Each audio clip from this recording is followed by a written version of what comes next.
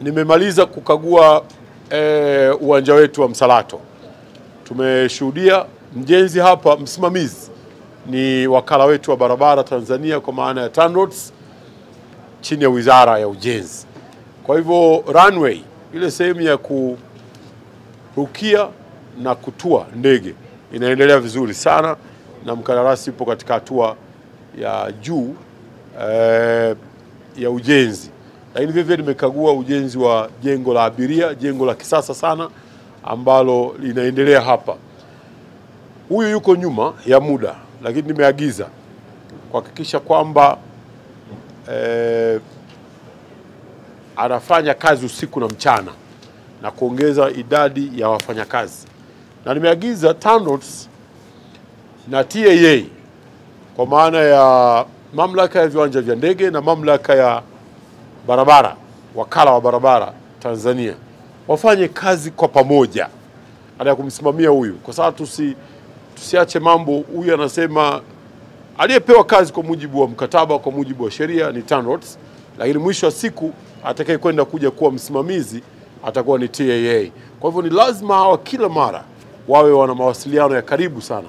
Tunachotaka sisi wa Tanzania kuona hii kazi inakamilika kwa wakati na inakamilika kwa ubora. Niseme tu kwamba tumekubaliana mimi na mkuu wa mkoa hapa, tutakuwa tukija kila mara kuendelea kukagua kuona progress ikoje, maendeleo ya mradi yakoje. Na nimewaambia TANROADS na mkandarasi kwamba hatutaongeza muda. Ikiwa watafanya uzembe, hatutakuwa tayari na tutamdai yeye mkandarasi fidia ya kuchelewa. Na nimetoa maelekezo kwa miradi yote, wanapochelewa, haswa ile miradi ambayo sisi tuna uhakika tunazo hela, lazima tuwadai fidia wanapochelewa. Ni kama wale wa Dar es Salaam pale wa BRT, wote nimewaambia wawadai pesa kwa sababu ni uzembe.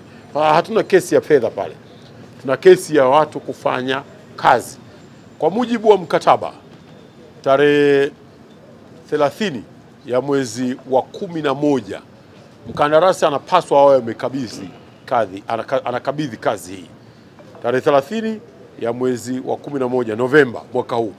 Huo ndio mkataba wetu, na ndio maana tumemwambia hapa ya kwamba hatutakuwa na muda wa nyongeza, kwa sababu sisi tunataka tutumie uwanja wetu, si ndivyo bwana?